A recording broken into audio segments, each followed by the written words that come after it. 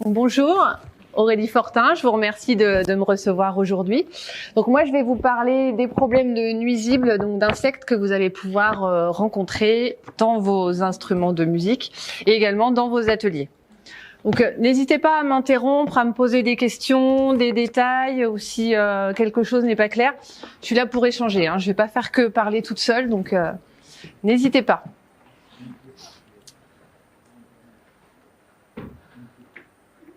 Donc je vais vous présenter l'activité de mon entreprise. Donc mon entreprise s'appelle 3PA, pour protection et préservation du patrimoine et traitement par anoxie.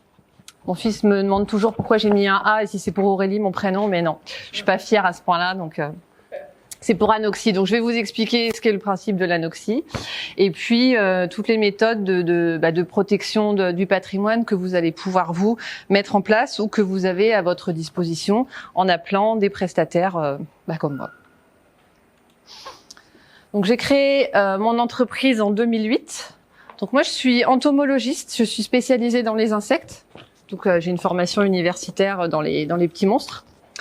Ça fait 20 ans que je fais du traitement insecticide et principalement dans tout ce qui est patrimoine culturel, donc dans le mobilier, les œuvres d'art, les instruments de musique, les tableaux, les archives, enfin tous les éléments fragiles. Et puis je suis maître artisan depuis l'année dernière. Ce qui veut dire que j'ai pas 20 ans, sinon ils ne donnent pas. Donc moi, mon atelier, il est situé en Touraine, près des châteaux de la Loire, près de l'atelier de Pierre-Alexis. Et je rayonne dans toute la France. Donc vous pouvez m'appeler, quel que soit l'endroit où vous êtes, je me déplace. Et on a été même la semaine, pas la semaine dernière, mais celle d'avant, on était même au Cameroun pour donner une formation en anoxie. Donc on va loin. Bon, le Cameroun, c'est quand même le plus loin et c'est quand même exceptionnel, hein. Donc 3PA, en fait, c'est mon entreprise. Le but, c'est de vous apporter des solutions personnalisées à tous les problèmes que vous allez pouvoir rencontrer. Parce que vous avez tous à peu près, je dirais, la même activité, mais vous n'avez pas les mêmes ateliers, vous n'avez pas les mêmes façons de travailler, pas les mêmes situations géographiques. Donc tous les problèmes peuvent être différents. Donc moi, le but de mon activité, c'est de vous apporter d'abord des conseils. Vous m'appelez, vous me dites, voilà, j'ai un souci, j'ai tel ou tel insecte qui se balade, est-ce que c'est grave, est-ce que c'est la panique à bord ou pas? Moi, je dois vous conseiller et vous aider à établir un diagnostic pour savoir si effectivement on s'affole parce qu'il y a une mouche ou si parce qu'il y a 10 vrillettes qui sont en train d'attaquer votre atelier. Et je vais vous proposer des solutions curatives, c'est-à-dire pour tuer les insectes dans vos locaux, donc dans vos ateliers ou dans des espaces d'exposition ou chez vos clients. Et puis des solutions également sur les instruments. Donc ça va être deux protocoles bien distincts parce qu'on ne fait pas les mêmes traitements sur les objets et dans les locaux. Je propose également des suivis sanitaires de collection. Ça, on le fait très régulièrement dans des musées ou dans des châteaux. Donc, on met en place des pièges et puis tous les 3 mois, je vais vérifier les appareils et puis je fais un petit rapport au client pour lui expliquer ce qui se passe et puis si effectivement il y a des choses à faire ou pas, des interventions à mener. Je propose également du matériel. Donc du matériel d'anoxie et puis des pièges, je vais vous montrer tout ça. Et puis des formations, donc on en parlait, je me déplace dans toute la France pour vous donner des formations sur les petits nuisibles. Donc d'abord l'activité de conseil, c'est-à-dire que vous êtes spécialisé dans votre activité, moi je suis spécialisée dans les nuisibles, donc c'est à moi de vous éclairer quand vous avez un problème et de vous dire, voilà, on va faire telle ou telle intervention, on l'a pour ce problème, on n'a pas besoin de paniquer, c'est un insecte qui est pas du tout nuisible pour vos collections, donc il n'y a aucun souci. Ou alors, effectivement, c'est un insecte qui pose souci, donc là, on va prendre des mesures. Donc pour ça, je peux soit déjà en amont mettre en place une protection préventive, c'est-à-dire mettre des pièges, de la surveillance, donc ça, on va le détailler plus tard. Je peux également vous conseiller sur tout ce qui est chantier des collections, quand vous avez des musées ou des grosses collections qui sont déplacées d'un endroit à un autre ou pendant une exposition, vous dire quelles mesures prendre pour protéger vos collections et qu'il n'y ait pas d'infestation pendant une exposition, pendant un transfert. Donc ça, c'est important à prendre en compte pendant les déplacements de vos objets. Et puis, je vais vous apporter des conseils curatifs. Donc là, il y a un problème, vous avez un instrument qui a de la vermoulure qui tombe et là, faut intervenir. Donc je vais vous proposer les solutions qui sont adaptées à votre instrument. On fait pas n'importe quoi sur vos pianos. On va pas appliquer du xylophone au pinceau à la sauvage. Donc le diagnostic. C'est-à-dire qu'en cas de doute, quand vous avez un nuisible dans un espace, donc ça va être votre atelier, ça va être un espace d'exposition, ça va être un musée, une réserve, on fait systématiquement un état des lieux. On va pas, je dirais, partir en se disant j'ai trouvé un insecte et puis partir en panique.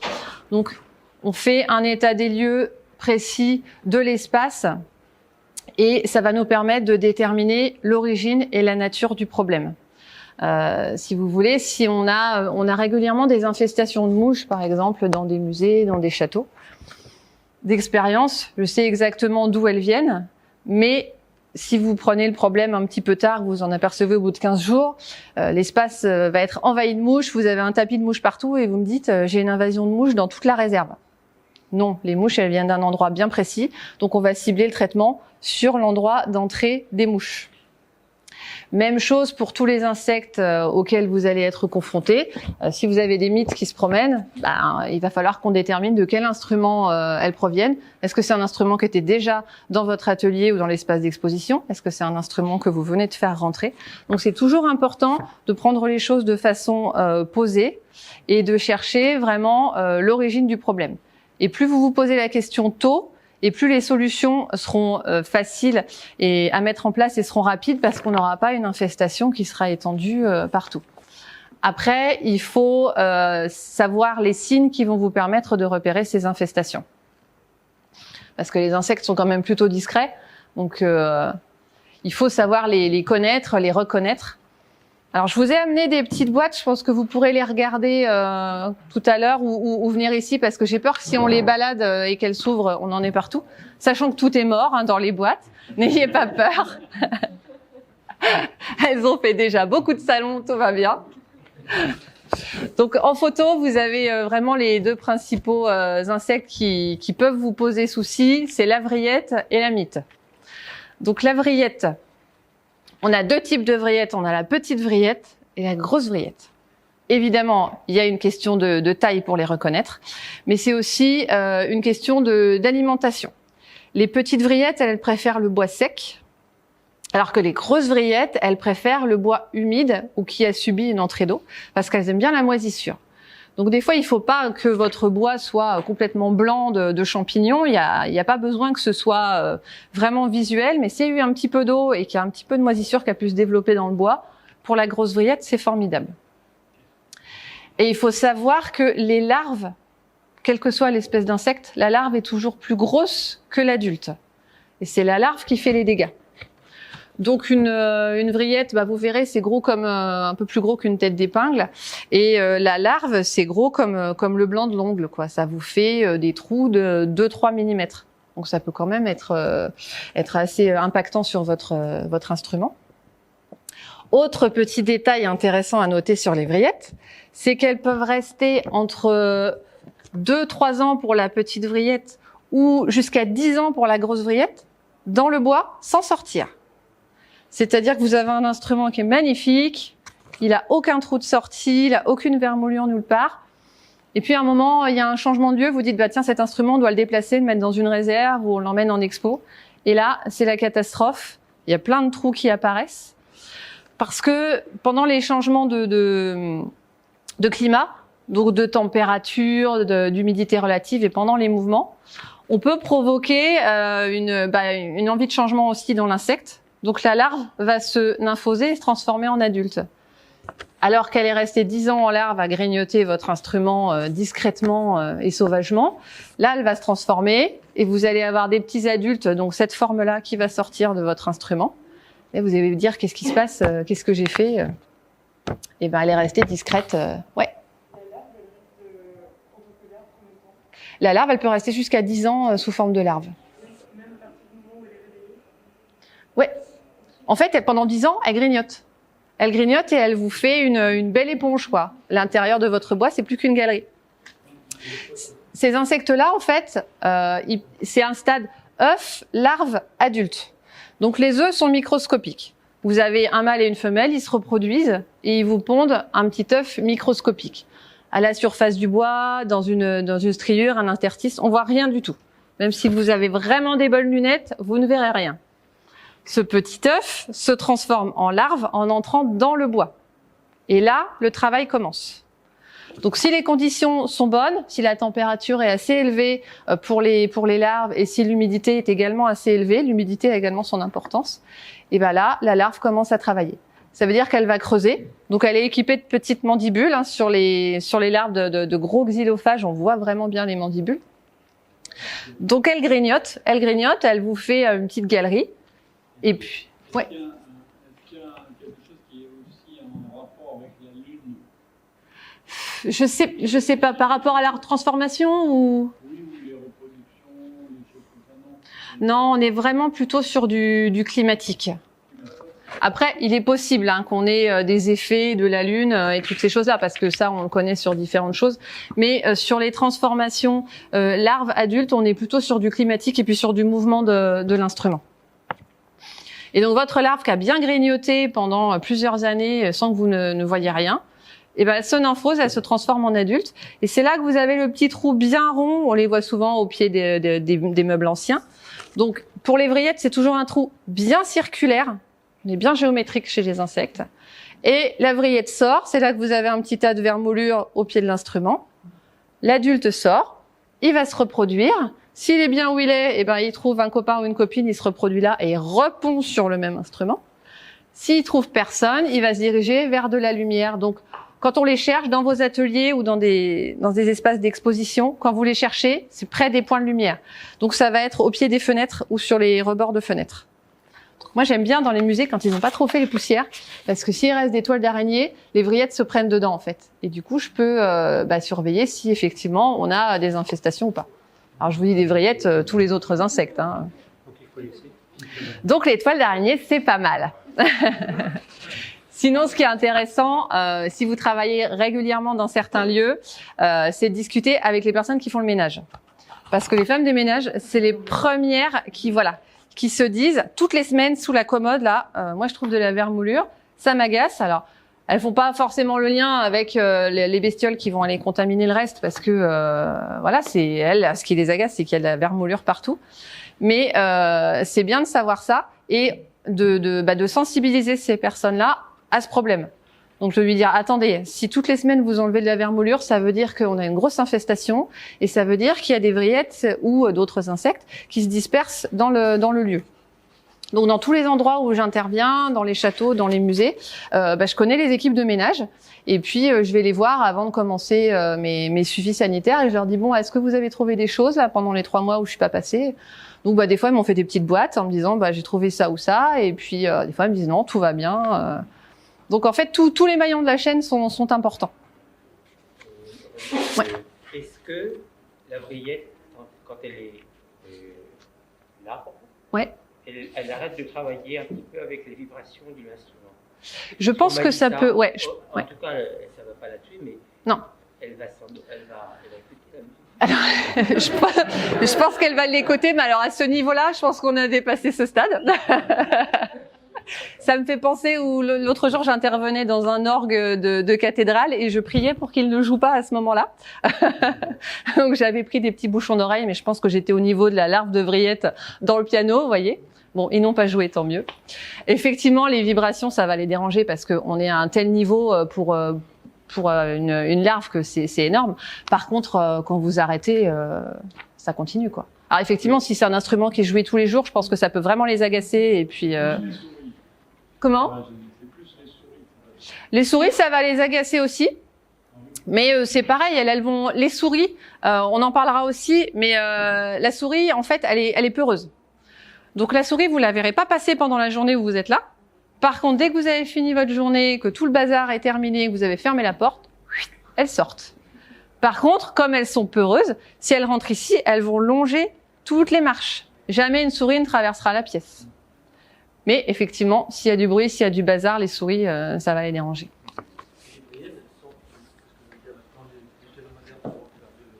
Oui. Alors en fait, elles vont prendre tous les endroits où il n'y a pas de résine. Donc elles vont prendre le dessous des pieds, elles vont prendre l'arrière.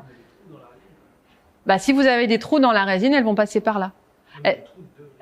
Ah bah c'est parce que ça c'est quand elles sortent. Donc quand elles sortent, moi je l'ai vu sur des objets qui étaient emballés dans du bulle. Dans une réserve de musée. Ils m'ont appelé, c'était un petit coffre en bois, un tout petit coffret. Ils l'ont emballé dans 4 épaisseurs de bulles, je crois. Ok, on me dit c'est bon. Hein. Je suis arrivée au bout d'une semaine. Elles étaient, j'en ai retrouvé qui étaient, mais vraiment, on sentait qu'elles avaient gravi l'Everest. Hein. Elles avaient traversé le bulle. Elles étaient quasiment sorties en une semaine. C'est du plastique, hein. Donc il y a aucune substance nutritive. Il y a aucun intérêt pour elles à manger du plastique. Mais elles vont sortir parce qu'elles ont besoin elles de sortir et d'aller se reproduire. En fait, l'adulte, il va pondre. Donc, il pond son œuf microscopique à un endroit où il va pouvoir se développer. Donc, il va pas pondre à la surface du piano. Il va pondre en dessous, il va pondre dans le pied, il va pondre s'il y a une petite fissure. Il va trouver la faille. De toute façon, l'insecte adulte va trouver la faille. Ensuite, la larve, elle se développe. Et là, après, c'est parti. Hein. Elle est dans le bois, il n'y a pas de limite, il n'y a pas d'arrêt. Hein. Donc, elle y va. Et effectivement, elle va ressortir. Alors, des fois, pas de chance. Elle va ressortir par un endroit où il y a de la résine. Et là, ça va être quand même un petit peu plus costaud à grignoter. Mais elles vont y aller. Elles vont y aller. C'est extrêmement têtu. Vous en retrouvez qui sont mortes des fois dans le trou de sortie. Parce que, c'était trop, quoi. Mais ils y vont quand même. Elles lâchent pas l'affaire. Une question que la mythe des vêtements et la mythe alimentaire. Les mythes des vêtements ou alimentaires. Oui. Quelle est la différence? Est-ce que c'est la même chose? Non. La mythe des vêtements, c'est celle que vous avez en photo là. Donc on est sur un papillon totalement doré qui fait 1 cm. 1 cm, hein, c'est minuscule, hein, une mythe des vêtements. Si c'est plus gros, c'est pas une mythe des vêtements, c'est une teigne. Donc en fait, c'est un papillon qui va plus se nourrir de céréales. C'est un papillon d'extérieur. La mythe alimentaire, on est exactement sur la même taille, donc on est sur 1 cm, mais elle est plus grise argentée et elle a un trait noir en travers des ailes. Alors, je vous l'accorde, il faut être vif quand on le voit passer pour se dire « Attends, s'il te plaît ». Et généralement, on me dit « Je te l'ai écrasé ». Alors, vous écrasez ça, ça finit en poussière, donc ça c'est fait. Le petit détail qui tue, c'est que la mythe des vêtements, elle, effectivement, elle s'attaque au textile. Donc, par exemple, vous allez en avoir sur des fauteuils et vous allez retrouver des petits cocons sur le fauteuil ou sur le dessous, dans le crin. Donc, un petit cocon de soie, ça fait 1 cm, ça fait à peu près un grain de riz. Et vous allez avoir des fois même des petits fils de soie, parce que le cocon, il peut se laisser tomber. Donc, j'ai vu des fauteuils qui étaient sur le dessous, qui étaient constellés de fils de soie et de cocon qui étaient par terre. Bon, là, le ménage, il n'était pas nickel, hein. Mais du coup, ça se voyait bien. La mythe alimentaire, elle va se nourrir de tout ce qu'il y a dans votre cuisine et dans vos celliers. C'est-à-dire les farines, les gâteaux, les fruits secs, les aliments pour chiens et chats, les biscuits, les noisettes dans le chocolat, tous les gâteaux, bio, pas bio, on y va. Si vous avez des produits bio, que vous les mettez dans des bocaux, mettez les caoutchoucs. Parce qu'en fait, si vous fermez juste le bocal verre sur verre, ça passe. Et si vous achetez en plus des produits bio, des fois, vous ramenez directement les mythes alimentaires du magasin à chez vous. Là, c'est le cadeau bonus.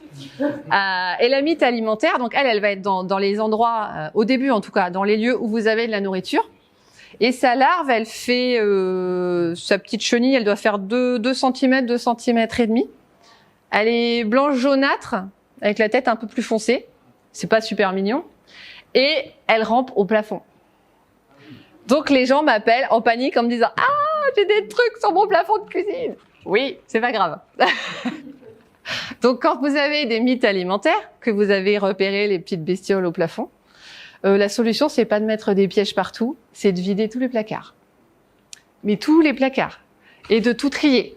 Y compris d'ouvrir les paquets de biscuits neufs que vous avez ramenés du magasin, le paquet de farine. Parce que, clairement, les mythes alimentaires, on les ramène du magasin. Vous pouvez mettre au congélateur. Mais après, il y a des paquets qui vont être un peu plus chargés que d'autres. Donc, il faut quand même vérifier ce que vous voulez manger. Mais voilà, la différence entre mythe des vêtements et mythe alimentaire, ça va être la couleur du papillon et puis le lieu où on le retrouve. Après, quand vous avez une infestation de mythe alimentaire, ça se répartit vite dans toute la maison. Donc, vous pouvez après vous dire, j'en ai dans la chambre, qu'est-ce qui se passe? Elle se balade, hein, ça reste du papillon. Donc, s'il y a un petit peu plus de lumière ou un peu plus de chaleur à un endroit, elles vont y aller, quoi. Il en faut beaucoup parce que c'est pas bien gros quand même. Hein. Franchement, vous, pour les pianos, mythe des vêtements parce que vous avez le feutre dedans. Si vous retrouvez de la mythe alimentaire, c'est qu'il y a quelqu'un qui a mangé près du piano. Donc, voilà. C'est possible aussi, ça s'est vu. En autre insecte à larves xylophages, donc ceux qui grignotent le bois, on a le lictus. Il n'est pas très connu, le lictus. C'est un petit insecte qui fait la taille de la vrillette, mais qui est plus fin et un peu plus allongé. Alors lui, il vous fait pas des galeries, il vous transforme votre bois en farine. Donc la blague, c'est que j'ai régulièrement des sculptures qui arrivent. Si elles sont attaquées par du lictus, je peux prendre une grosse partie, je peux l'écraser avec la main si je veux. Donc il faut déterminer rapidement si vous avez un problème de vrillette ou un problème de lictus, parce que le lictus, il va falloir le consolider rapidement. Si vous manipulez l'objet et qu'il y a eu du lictus dedans, vous perdez la partie de l'objet. C'est clair. Donc un instrument attaqué par du lictus, par contre, là il est plus jouable. Hein, enfin moi je vois pas comment vous pouvez le sauver. Par contre vous pouvez conserver l'intégrité de l'instrument parce que c'est une pièce ancienne, parce qu'il est beau, parce qu'on veut le garder. Mais si c'est une pièce qui est attaquée par du lictus, il va falloir le renforcer à la résine. Donc on n'est plus sur du bois à ce niveau-là. Donc les restaurateurs, je travaille avec pas mal d'ébénistes qui font de l'injection de résine sous vide. Si c'est du lictus, ils ne peuvent pas le faire parce qu'en fait, ils vont placer leurs pièces de bois sur une table. Voilà, ils font un vide. Et s'il y a du lictus, et là c'est donc ça arrive. C'est une crêpe, voilà. Et là, ils sont un petit peu. Donc s'ils déterminent avant, ils y vont à la seringue en fait. Donc ils ont des seringues de résine. J'ai des restauratrices qui font ça. Donc elles ont une sculpture, elles n'y touchent pas. Et puis tous les deux jours. Donc là, il y en a pour 6 mois. Hein. Là, j'ai eu le cas sur une vierge où il y avait tout un pan de la robe. La restauratrice me l'a apporté. Elle m'a dit, écoute, faudrait que tu me dises ce que c'est parce que je suis pas sûre. Elle l'a posé sur le rayonnage dans l'enceinte d'anoxie et tout le pan de la robe est tombé. Elle m'a dit, bon je sais.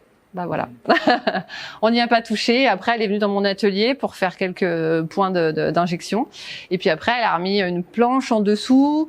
Voilà, ça a été toute une aventure pour pouvoir l'emmener de son rayonnage et pas la faire souffrir plus en fait. Donc, et là, elle est partie pour je sais pas combien de mois de confortation, quoi. Et puis après, alors là, refixer les deux parties entre elles, là, moi, ça me dépasse, mais. En dernier insecte à larves xylophages qu'on va rencontrer régulièrement, vous avez le capricorne des maisons. Donc le capricorne, c'est pareil, j'en ai un là. Donc pour vous dire, un capricorne des maisons, ça fait à peu près la taille de ma phalange de petit doigt. Ne pas confondre avec le capricorne des forêts qui lui est grand comme ça. Donc là, c'est pas la même. Le capricorne, il a des grandes antennes qui vont jusque tout le long de son corps en fait. Donc le capricorne des maisons, taille adulte, c'est ma phalange. La larve, c'est tout mon petit doigt. Alors le rhinocéros, le rhinocéros, c'est plus gros. Mais la larve du capricorne, donc vous voyez les trous que ça peut faire. Donc classiquement, le capricorne, il est dans les charpentes des maisons, mais il descend dans certains objets. Je l'ai eu dans une armoire, ça fait des dégâts monstrueux parce que elle traverse la larve. Hein, donc normalement, quelles que soient les larves de vrillette, de lictus ou de capricorne, en fait, elles restent sous la surface du bois, donc vous voyez rien. Vous voyez juste le trou de sortie en fait.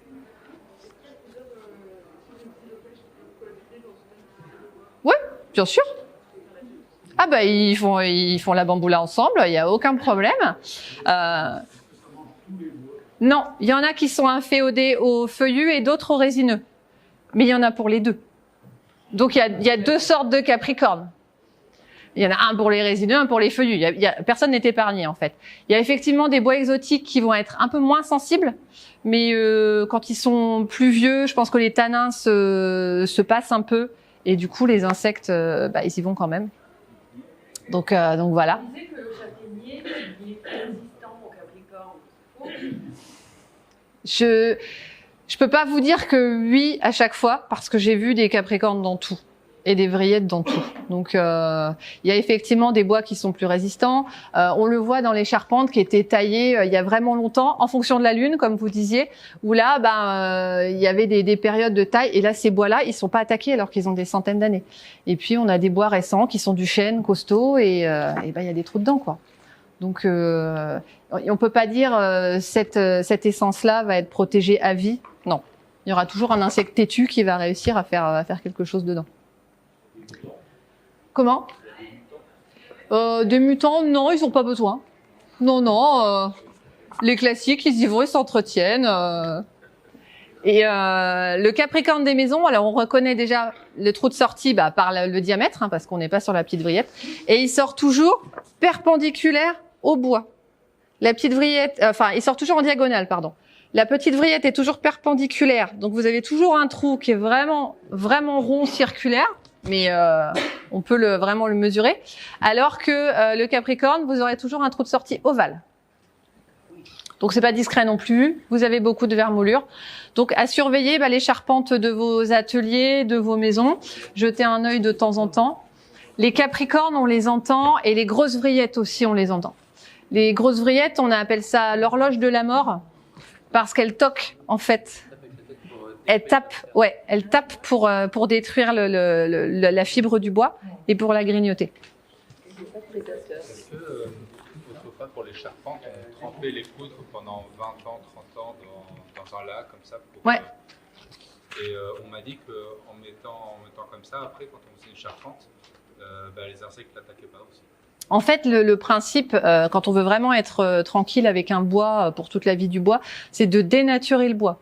Donc effectivement, il y a des principes où on trempe dans l'eau. Alors ça se fait plus maintenant, mais effectivement, on faisait ça parce qu'avant on avait le temps. Maintenant, on le coupe, on fait sécher 2 semaines et on envoie. Mais il y avait ce principe-là. Et maintenant, celui qui est vraiment efficace pour dénaturer le bois, c'est le traitement à la chaleur. Donc on prend le bois, on le met dans une enceinte à 60 degrés. Et donc ça, c'est ce qu'on fait sur les bois de palettes, les bois de transport, sur les caisses. Et quand vous fermez l'étuve et que vous envoyez la chaleur, vous entendez tout qui craque. Donc il y a des traitements qui commencent à se développer pour les charpentes, pour des objets plus gros comme ça. Les Allemands sont pas mal habitués à ce traitement-là. Là, c'est une usine à gaz, parce qu'il faut contrôler l'humidité, il faut contrôler tout ça. Mais quand vous faites un traitement à la chaleur, vous avez dénaturé le bois, donc il n'y a plus rien à manger en fait. Donc là, vous êtes tranquille à vie. Vous le voyez sur les palettes. Vous regarderez quand vous recevez des palettes chez vous, c'est marqué HT dessus. Il y a un petit grain de blé qui est peint. C'est marqué HT et puis DB. Donc HT, c'est haute température. DB, c'est débardé, ça veut dire qu'on a écorcé. Et puis le petit grain de blé, ça veut dire qu'on a fait le traitement à la chaleur. Donc cette palette-là, elle est traitée. Après, elles sont souvent réparées, les palettes, et on rajoute des bouts. Donc vous n'êtes jamais non plus tranquille à vous dire cette palette-là, elle est saine, parce que peut-être qu'elle a été réparée pendant sa longue vie de palette et qu'il y a un morceau qui peut être infesté. Mais voilà, avec nos bois et nos petits xylophages. En autre insecte donc que vous pouvez être amené à rencontrer classiquement, la mythe des vêtements, on en a parlé.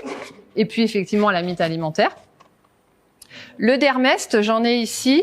C'est un petit coléoptère qui peut avoir des petites... Alors, ça va avoir la forme d'une coccinelle si vous voulez, mais en beaucoup plus petit. C'est marron noir. Ça a des petits traits ou des petits points parce qu'on a plusieurs sortes de dermestes. Et ça, c'est un détritifage. Donc en fait, ces insectes-là, ils vont se nourrir d'éléments vivants en décomposition.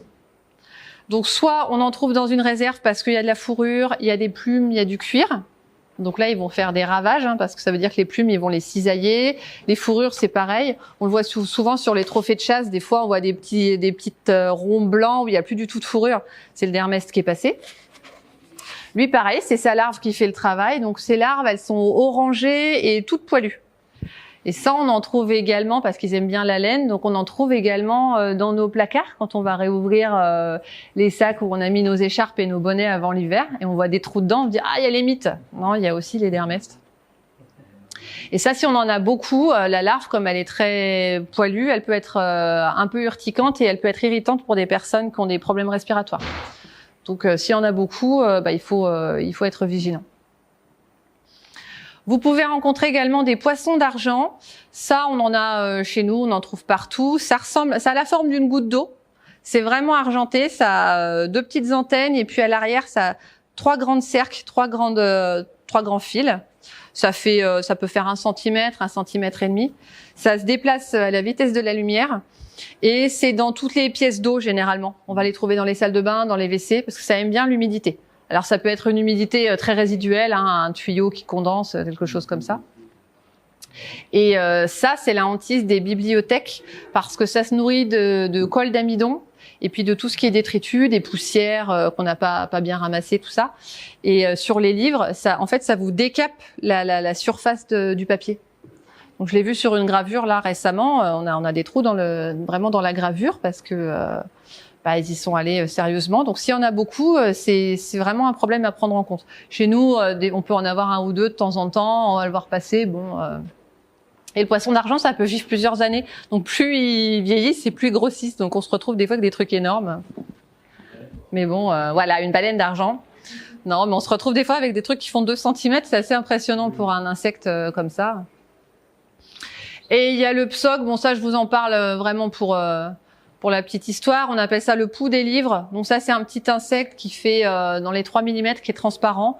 Et même chose, ça, on en trouve dans les bibliothèques. Ça va se nourrir de tout ce qui est petite poussière, détritus, mais aussi tout ce qui est à la surface des livres. Donc ça vous fait pas mal de dégâts dans les collections. Donc si vous entendez parler de pouls des livres, vous saurez que ça existe. Mais c'est pas les pouls de nos têtes. Et oui, dites-moi.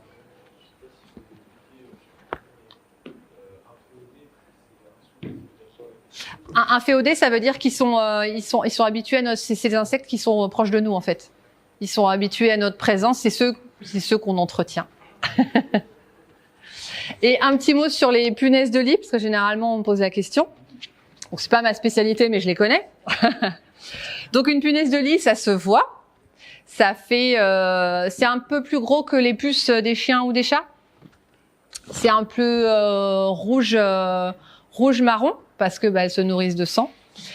Et quand vous êtes amené à vous déplacer, vérifiez vos matelas.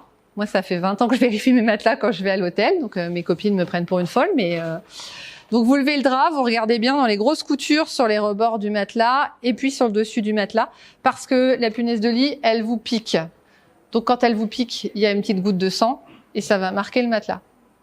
C'est pas très ragoûtant, mais ça permet de repérer si effectivement il y a eu de la punaise de lit où vous dormez. Et ça va pas rester au milieu du matelas, hein, ça va se cacher dans les coutures. Alors après, ça se cache dans les plinthes, dans les moquettes, j'en passe. Mais déjà sur le lit où vous allez dormir, vérifiez bien toutes les coutures, levez les draps. Moi, c'est le réflexe direct, quoi. Vous faites des travaux pratiques à l'hôtel.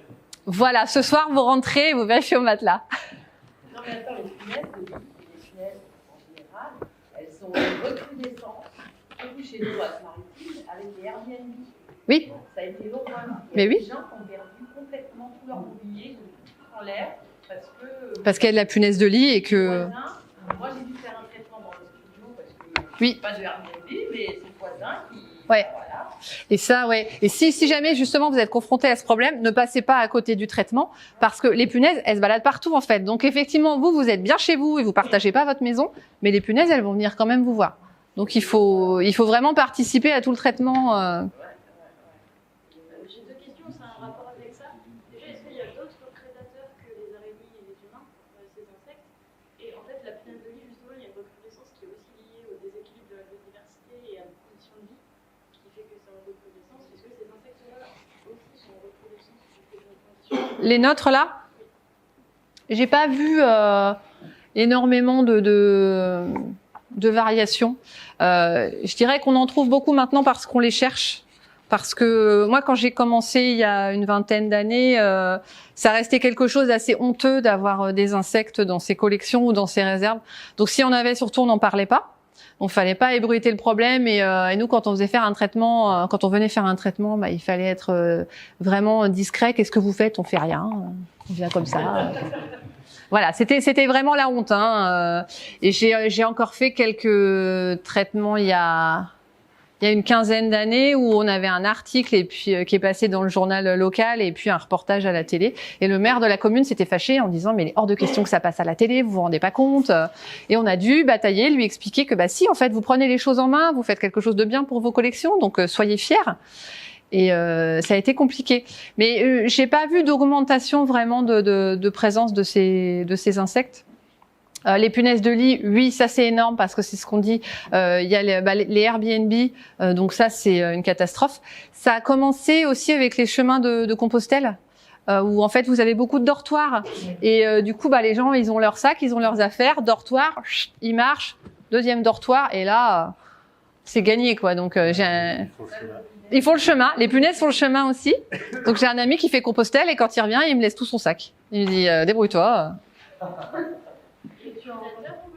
Non, je n'ouvre pas le sac. Parce que je l'ai fait il n'y a pas longtemps le chemin et, Ouais. et ouais, on a eu une grosse sensibilisation. Voilà. Tous les lits où on allait dormir. Normalement, on n'a pas le droit. Enfin, je sais que normalement, il y a une période où on n'avait pas le droit de rentrer les sacs dans les dortoirs. En fait, il y a vraiment une demande de mettre nos affaires dans une caisse. Oui. Et puis on laisse nos sacs à l'entrée. C'est ça. Ça n'a pas le droit de rentrer dans la... C'est ça. C'est un chemin de pèlerinage. On est en communauté, mais pas avec les insectes.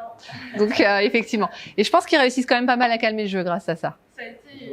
C'est une vraie hantise qui nous... Ah oui, non, mais il faut être vigilant. Hein. C'est vrai que c'est important. Hein.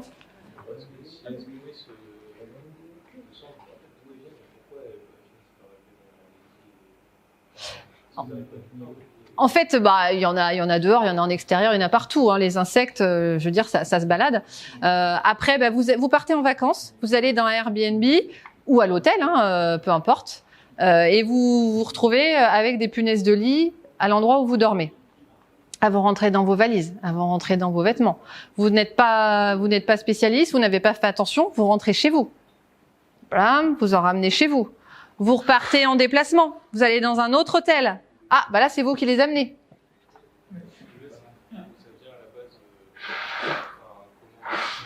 Alors, je crois qu'il y a une grosse infestation qui est partie des États-Unis. Alors, il n'y en avait pas qu'aux États-Unis, hein, calmons-nous, hein, mais je crois qu'il y a eu un moment où il y a vraiment une grosse infestation. Et puis là, bah, tout ce qui est transit, en fait, hein, tout ce qui est voyage, avion, tout ça, on l'a vu avec le Covid. Hein, on fait le tour du monde. Bah, les virus et les insectes, ils font pareil. Hein, donc, et le frelon asiatique, le crapaud buffle. Enfin, je veux dire, on partage tout. Hein, donc maintenant qu'on peut faire le tour du monde en 24 heures, bah, on fait tout circuler. Hein. Donc clairement.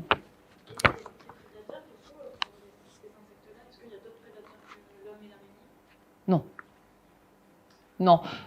Pour cela, non. Oui, après le piège, c'est nous. Voilà, c'est nous avec nos pièges. Non, les prédateurs, il y en a beaucoup pour les insectes qui sont en extérieur. Pour les insectes qu'on a dans les vignes, dans les arbres fruitiers, tout ça.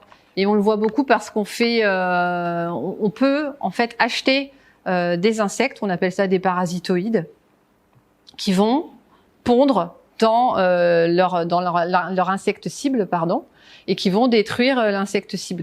Ça, on peut se permettre de faire ça dans une serre ou dans une vigne ou tout ça. Moi, si j'arrive dans un musée et que je leur dis « Ah, vous avez des mites ? Pas de problème. » J'ouvre un sac avec plein d'autres bestioles qui vont manger les mites, ils vont me dire « Eh, mais bon, vous m'enlevez un insecte, vous m'en remettez un autre, c'est pas possible. » Alors les poules, oui, mais je suis pas sûre qu'elles chopent toutes les mites quand même, donc... Non. Les coccinelles, ça va marcher pour tout ce qui est extérieur, pour les pucerons. Après, c'est assez limité. Hein. Les coccinelles, elles sont assez sectaires finalement. Hein, donc ouais, il y a des insectes qui vont se nourrir d'autres insectes, mais en fait, ils ont un insecte cible. Ils vont pas se nourrir de toute une gamme d'insectes. Donc ça reste assez limité. Pardon ? Le mille-pattes, je sais pas s'il mange grand chose, lui. Lui, je sais pas. C'est possible, mais alors après l'araignée, on est plus sur un truc quand même assez rigide, assez spécifique. Donc, mais non, moi je connais pas de prédateurs à part nous pour les vrillettes. Et ben qu'est-ce qu'il faut faire? Et ben faut les tuer. Voilà. En dehors des insectes, vous pouvez également être confronté à des problèmes de rongeurs et de moisissures. Donc les rongeurs, parce que ça, vous pouvez en avoir dans les réserves, dans vos ateliers, enfin ça, il y en a partout. Les rongeurs, alors le chat, c'est le plus redoutable, effectivement. Moi, j'ai des châteaux où il y a des problèmes de souris, et dès qu'on introduit un chat, c'est merveilleux. Le rongeur, déjà, on n'a pas envie de travailler avec des petites souris, avec des rats. Il va grignoter tout ce qu'il trouve, y compris des choses qui sont pas du tout intéressantes nutritivement. Donc ça veut dire le plastique, ça veut dire l'emballage en carton, ça veut dire le pied du meuble, enfin ça va grignoter pour grignoter quoi. Donc bon, c'est bien gentil, mais ça fait quand même des dégâts qui sont bien visibles. On peut avoir de la souris, on peut avoir du rat. J'ai des monuments où il y a du rat, je peux vous dire que ça fait des belles traces. En plus, ça passe toujours aux mêmes endroits et le rat n'est pas très propre, donc il fait des traces noires partout. Voilà. Et vous avez des gros risques sanitaires qui sont liés à leur déjection. Donc là, on en entend parler avec les Jeux Olympiques de 2024. Vous avez dû entendre parler de la leptospirose. Donc ça, c'est une maladie qui est transmise avec l'urine des rongeurs. Alors moi, je suis bien curieuse de savoir comment ils vont rendre la Seine propre, qu'on puisse se baigner dedans sans risquer sa vie. Moi, je suis vaccinée contre la leptospirose. Jamais de ma vie, j'irai me baigner dans la Seine. Hein. Soyons clairs.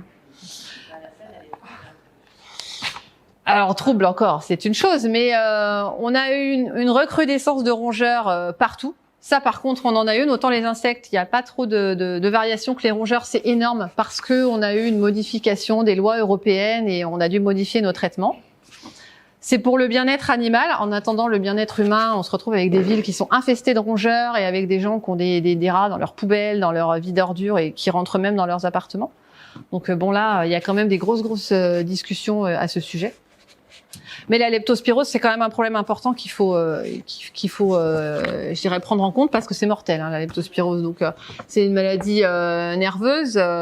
Vous mourrez dans de grandes souffrances. Hein, donc, il y a un moment, moi, je suis pour la vie animale. Je vais pas aller tuer des rongeurs pour tuer des rongeurs, mais il faut qu'il y ait un équilibre qui soit respecté et puis que chaque chose soit à sa place, quoi.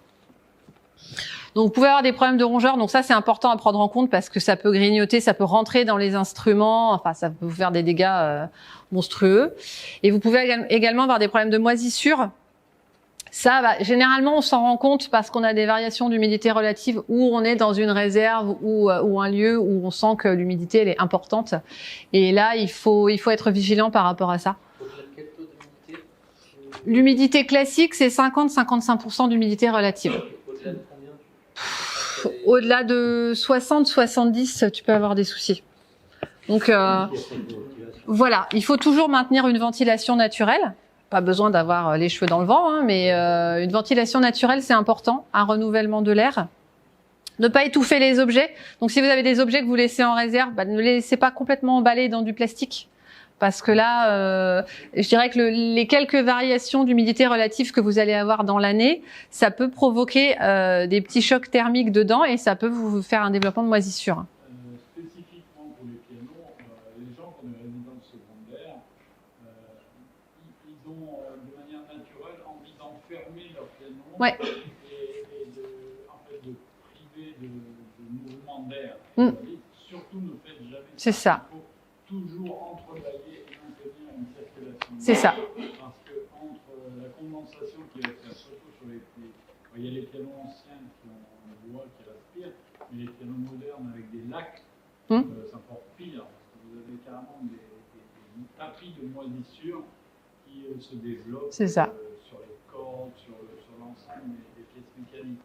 Donc, le principe de base, c'est que si vous voulez protéger de la poussière, vous mettez un drap, c'est ça. Vous mettez un entrebâilleur de manière à ce qu'il y ait toujours une circulation d'air à défaut d'un système annexe. Ça, c'est un conseil qu'on donne, mais systématiquement en réserve, mais même dans les plus grands musées. Hein. Ça, c'est une espèce de légende urbaine où il faut, si l'objet est tout emballé, il va être protégé. Mais non, il n'est pas protégé en fait. Il est étouffé. Les insectes, eux, ils ont largement assez d'air pour respirer, donc ça leur fait rien. Par contre, les champignons, ça y va. Autre légende urbaine, tant que j'y pense, on met pas les pieds des meubles dans des pots de confiture avec du xylophène dedans. Parce que moi, c'est ce que je dis à mes clients, je dis quand vous passez le balai, que vous laissez le balai dans le seau d'eau, l'eau elle remonte pas jusqu'au manche du balai. Hein. Donc dans votre commode, c'est pareil. Donc je l'ai vu, c'est un conservateur de la DRAC la dernière fois qui m'a dit j'ai mis les pieds des meubles. C'est une blague, quoi. Enfin on est à la DRAC, hein, donc on ne fait pas ça. Et on laisse respirer ces objets. Donc effectivement, vous les protégez de la poussière, donc vous mettez un drap, vous mettez un petit vec, mais vous laissez circuler l'air, quoi. Et Déjà installé, on fait comment alors la moisissure? alors déjà, il faut réussir à rétablir les conditions climatiques dans le lieu, parce que déjà, souvent rien que ça permet d'éliminer la moisissure, parce qu'elles sont très sensibles à une condition. Donc il y en a qui vont se développer à 60 à 70% d'humidité relative. Si vous descendez l'humidité, elles vont plus se développer. Donc déjà, ça c'est une première chose. Après, un bon dépoussiérage, une aspiration avec un filtre. Vous mettez un filtre EPA sur votre aspirateur, histoire de pas, pendant que vous aspirez, de pas diffuser des spores un peu partout. Parce que, bon, c'est sympa de partager, mais pas ça. Et puis vous surveillez régulièrement. Et si effectivement on a un gros problème de moisissure, là on peut passer un traitement à l'oxyde d'éthylène. Donc là on est sur un gaz mortel, explosif à l'air. Donc on s'en sert en autoclave, c'est-à-dire dans une enceinte étanche qu'on va mettre sous vide. Donc si vous avez un problème sur un instrument qui est un peu fragilisé, le faites pas. Parce que ça va, le vide va vraiment écraser votre objet. Par contre, l'oxyde d'éthylène, c'est radical. Hein, on le fait pour les archives énormément.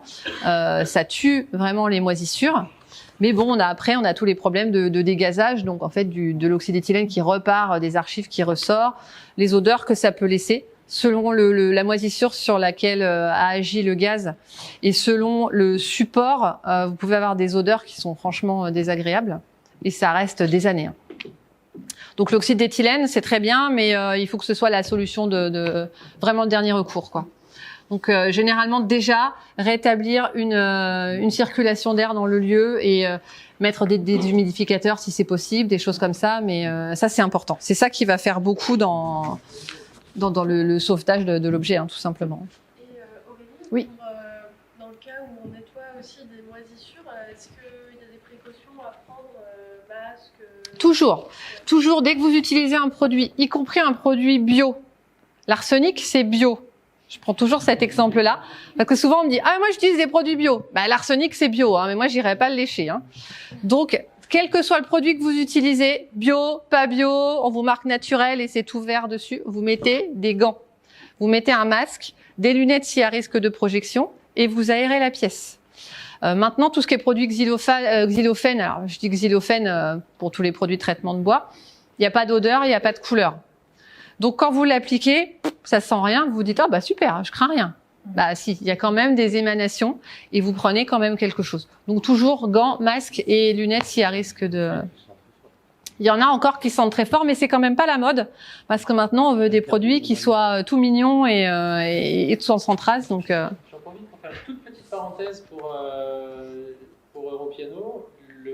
La collection du musée Vivou va être nettoyée dans 3 semaines. 2 semaines. Par une équipe d'une douzaine de personnes. Donc évidemment, ils vont être confrontés en plein au port du masque, port de gants, utilisation de produits, d'aspirateurs, de diverses choses. On est en plein dans le sujet. Ouais, soyez vigilants. La conservation des pièces du musée de Vivou. Mais vous êtes aussi dans vos ateliers avec plusieurs instruments qui cohabitent et qui peuvent transmettre les uns les autres. Rentrer un instrument, vous ne savez pas d'où il vient, vous pouvez être sûr que vous exposez. Donc une infestation du reste de votre parc. Et quand vous travaillez avec un produit ou tout ça, n'hésitez pas à mettre vraiment une tenue spécifique et à la laver le soir, à pas la réutiliser en tout cas pour pas vous retrouver vous avec en contact des produits. Même s'il n'y a pas d'odeur, il y a des rémanences. On est sur du produit biocide, donc je me dis que je vais accélérer parce qu'il est 12h30. Ouais. On trouve certaines fois dans le piano le bois qui est rongé, mais de façon très fine. Ouais. Je ne sais pas ce que c'est, si c'est un champignon ou si c'est une condition qu'il a rongé. Et vraiment, il manque une partie et ça fait des fois des toutes petites.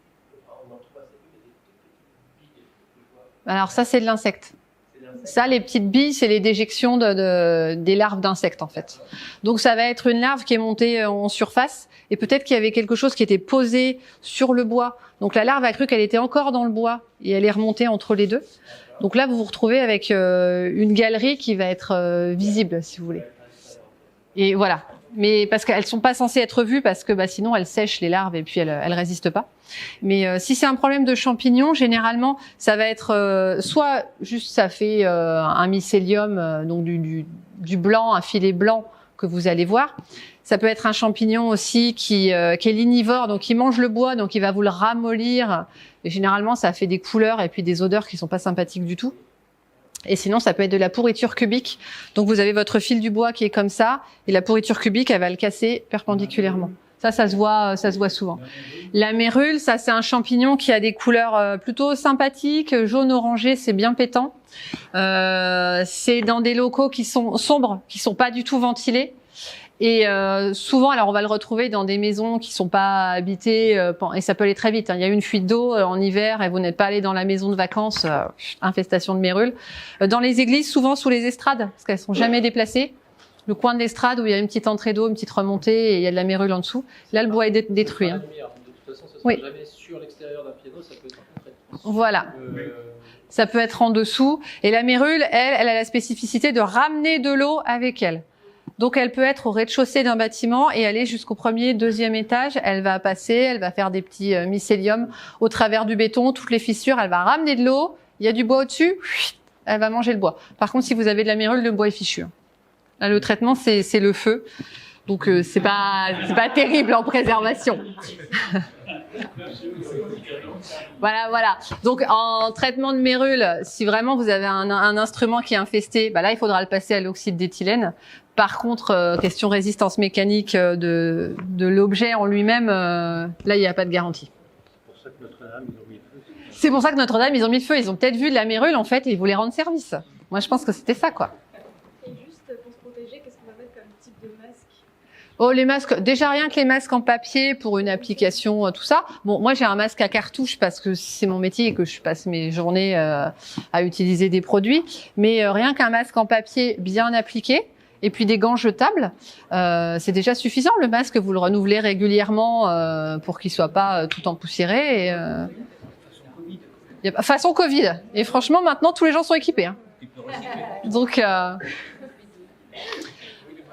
quand vous avez une infestation, donc là on parle des insectes, on revient sur les insectes, une infestation d'insectes dans une réserve, dans un espace d'exposition, dans votre atelier, vous pouvez faire un traitement au Dobol, donc un fumigène insecticide ou un aérosol insecticide. Je vous en ai amené un ici de Dobol. Alors on a eu une discussion tout à l'heure parce que normalement ces produits-là maintenant, ils sont réservés aux professionnels, c'est-à-dire aux gens qui ont une certification spécifique, on appelle ça un certibiocide. Donc normalement on n'a pas le droit d'en acheter quand on n'a pas cette certification. Bon, preuve en est qu'on peut en acheter des cartons complets. Quand vous utilisez ces fumigènes-là, c'est des nouvelles versions de fumigène. En fait, vous avez un petit gobelet et dedans vous avez le fumigène qui est emballé. Vous allez le déclencher avec de l'eau. Donc vous mettez de l'eau jusqu'au ras de l'étiquette, vous mettez à peu près 1 cm d'eau dedans, vous placez le fumigène dedans, et puis il fume et il diffuse une fumée insecticide dans tout l'espace. Donc en fait là, on va tuer tous les insectes qui vont être... Alors oui, il faut fermer l'atelier. Ça va pas tuer les larves. Là on se rend bien compte que quand vous faites fumer votre fumigène, vous vous dites je mets un papier dessus, la fumée passe pas. Donc ça veut dire que la fumée, elle va pas rentrer dans le bois, elle va pas rentrer dans le tissu. Elle va rentrer dans rien. C'est vraiment une fumée, on appelle ça un traitement de volume parce que ça traite l'espace.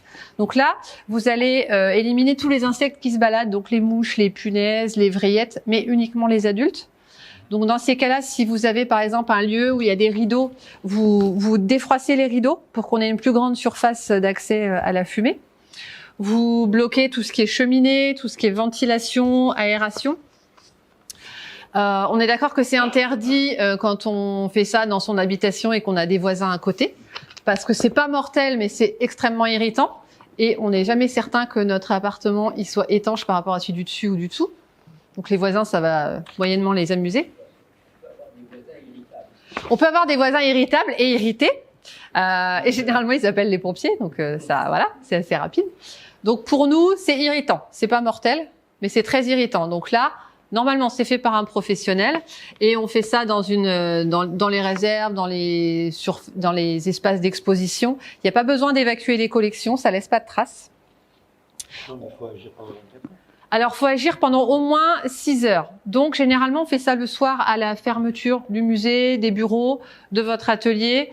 On met les fumigènes en place, on ferme la porte. On met un affichage de sécurité sur la porte en disant « Attention, j'ai fait un traitement, il est 18 heures, on peut rentrer que le lendemain à 8 heures et j'ai mis tel produit. » Et on met son numéro de téléphone. Parce que s'il y a un souci, les pompiers vont arriver, ils vont dire « Qu'est-ce qui se passe ?» Ils vont défoncer la porte. Bon, je pense que même avec l'affiche, ils vont défoncer la porte, mais au moins, ils savent sur quoi ils vont tomber. Donc, voilà. Le lendemain matin, vous rentrez comme ça, il n'y a aucun souci. Il n'y a pas besoin de vite ouvrir et de laisser. Non, il n'y a pas d'odeur, il n'y a pas. Donc là, moi, je viens de le faire. Au Cameroun, on en parlait parce qu'on est allé les former à ça. On n'a pas réussi à envoyer les fumigènes ni en bateau ni en avion. Il y a un truc avec les fumigènes, mais on a pu envoyer des aérosols qui sont quand même explosifs, inflammables. Enfin bon, moi j'ai pas compris l'idée des transports. Les aérosols qu'on utilise sont des aérosols à percussion complète, c'est-à-dire que vous appuyez sur un bouton où vous vissez l'embout et il va se vider complètement. On est sur la même idée que le fumigène. Par contre là, on a une odeur.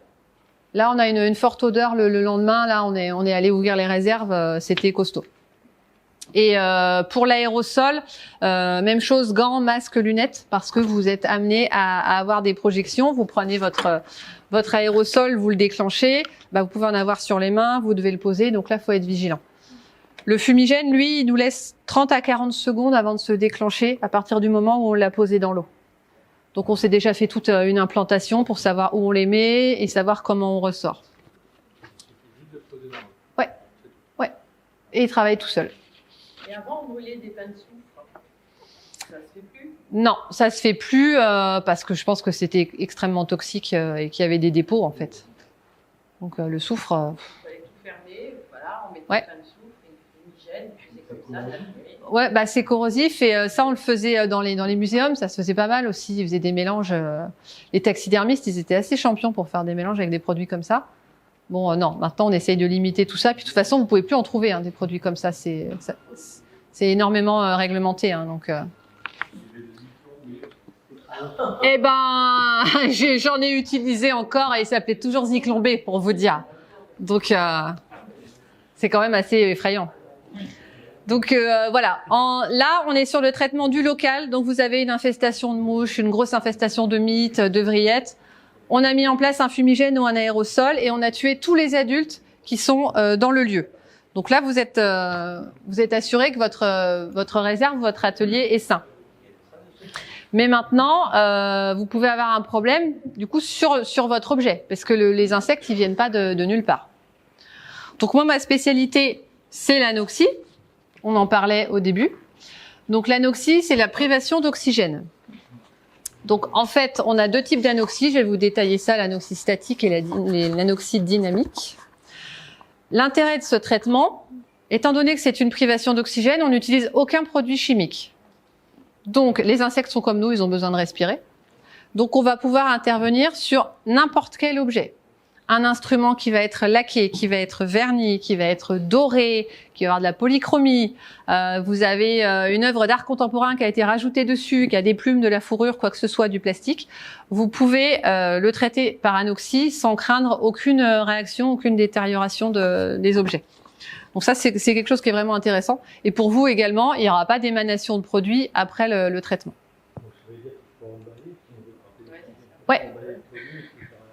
Ouais, je vais vous montrer ça. Donc, c'est ce que je vous disais, c'est que les insectes sont comme nous, ils ont besoin de respirer. Donc, le but, c'est de les priver d'oxygène. Attention, nous, dans l'air ambiant, là, on est à peu près à 20% d'oxygène, 80% d'azote. Nous, à 17-18%, on est oxy. Si personne vient vous secouer, c'est terminé pour vous. Les insectes, c'est en dessous de 0,1%. Donc, on va devoir descendre à des taux qui sont quand même assez impressionnants. Par contre, on élimine tous les stades. On élimine les œufs, les larves et les adultes. Donc c'est l'intérêt aussi de la chose. Donc, on a deux principes. On a l'anoxie statique et l'anoxie dynamique. L'anoxie statique, on la réserve à des petits volumes, on va dire. Donc, petit volume, ça peut être le piano. On va fabriquer une poche étanche. Donc, je pars d'une bobine de film qui fait 1,50 m de long. Et puis, je fabrique la poche aux dimensions des besoins. Donc là, bah, c'était un petit objet africain. Bon, bah, c'était une petite poche. On l'a fait à la dimension du piano, on l'a fait à la dimension de la table, d'un livre. Donc la poche, elle est soudée, elle est totalement étanche. Le plastique est thermosoudé, en fait, il est fondu. Je vous ai ramené des morceaux de plastique si vous voulez voir les épaisseurs que ça donne. Donc on a du transparent et on a de l'alu. On utilise l'alu parce qu'il est un petit peu plus costaud au déchirement. Donc souvent, on s'en sert de tapis. Mais on est sur le même principe. On peut faire des poches toutes transparentes, toutes alu, moitié-moitié. Il y a des complexes. Oui, c'est un complexe polyéthylène, ouais. C'est un multicouche polyéthylène. Et sa spécificité, c'est que quand on les chauffe, ils se collent l'un à l'autre. Mais que d'un côté. Si vous retournez le film, ils se collent plus à l'autre. Par contre, ils collent à la pince. Donc, faut les connaître. Il y a des techniques à prendre. Donc, grâce à ce principe-là, on va éliminer les insectes. Il y a un paramètre qui est important à prendre en compte également, c'est la température. Parce que les insectes, vous voyez bien, en hiver, on n'en voit pas voler un seul. Mais ils disparaissent pas. Donc, les insectes, ils ont une capacité à épurer leur corps. En hiver, ils se mettent dans la terre, ils se mettent dans des arbres, dans nos meubles. Ils mangent pas, ils respirent pas. Ils peuvent même congeler. Par contre, au printemps, tout le monde redémarre. Donc nous, en fait, on veut recréer à chaque fois des printemps en leur disant « il fait bon, développe-toi ». Et comme ils se développent, ils ont besoin de respirer, ils sont touchés par la privation d'oxygène.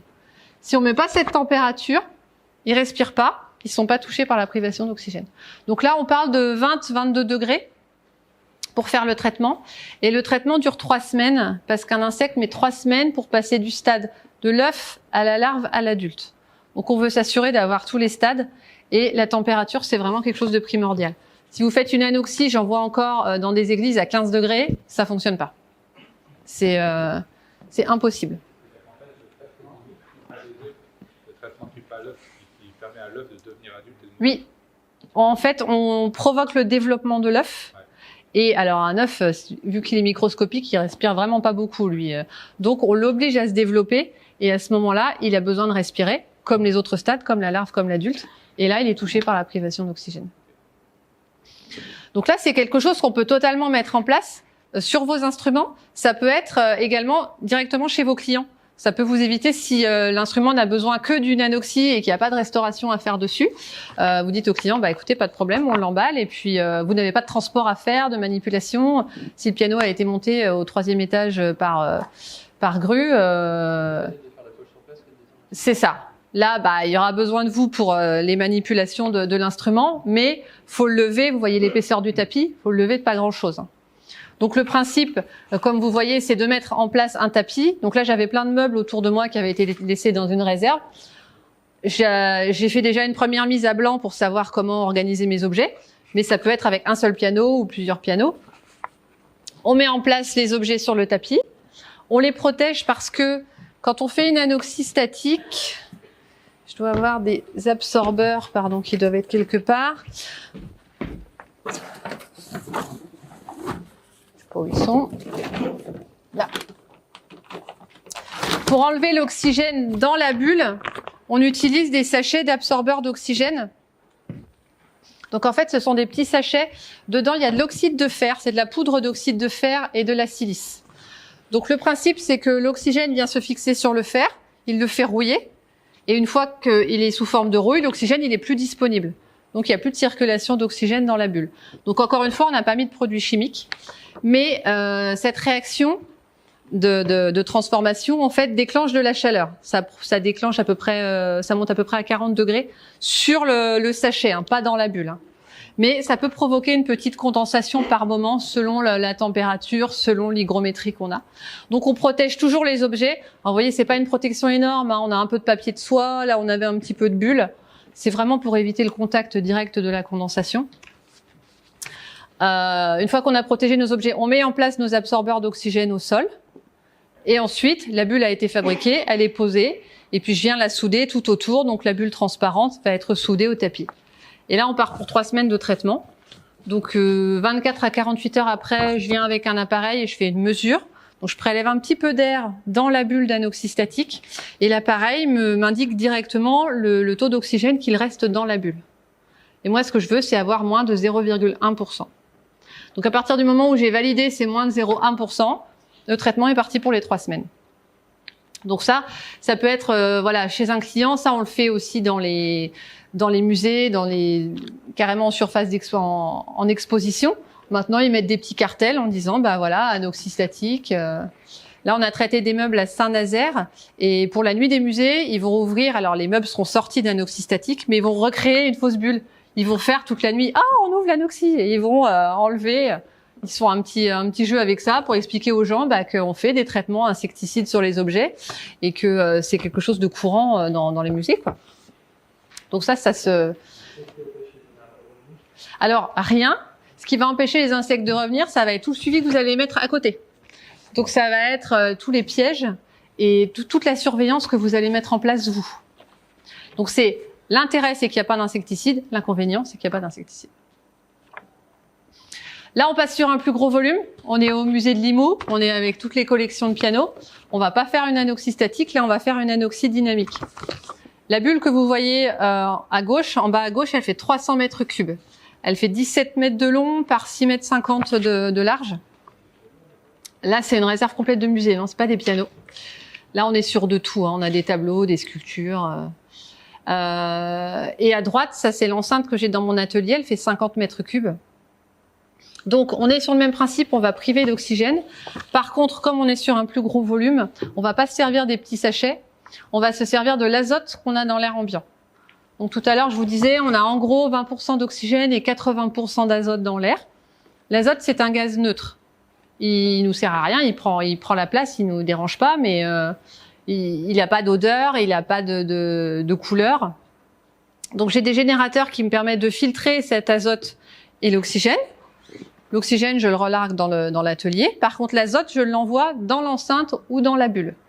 Je l'humidifie plus ou moins, parce qu'on n'a pas envie que le bois se retrouve à 0% d'humidité relative, parce que sinon ça va pas être très discret non plus. Et même chose, 3 semaines. Donc c'est dynamique parce qu'on balaye avec de l'azote gazeux pendant 3 semaines. Donc ça, ce sont des traitements que je fais soit à mon atelier, soit en extérieur. Là, en ce moment, je suis en train de mettre en place une bulle en Bretagne, et avant, il y en avait une dans l'Aisne, donc ça se met vraiment partout. À partir du moment où il y a un ascenseur et qu'on peut monter les appareils, on peut s'installer partout. Même chose, on a besoin d'une certaine température. Donc c'est ce qu'on disait pour Limoux, c'est qu'il faut être à un moment où soit on peut chauffer, soit on est dans une saison où c'est costaud. Mais la température, c'est indispensable. Donc vous pouvez mettre en place ces traitements. L'anoxie statique, vous pouvez le faire vous-même. Après une formation, vous pouvez vous équiper et faire en place ce traitement-là. Ce qu'on disait tout à l'heure, c'est que effectivement, rien n'empêche les insectes de réinfester l'objet. Donc, ce qu'il faut, c'est mettre en place une surveillance à partir du moment où vous avez assaini vos objets ou vos réserves.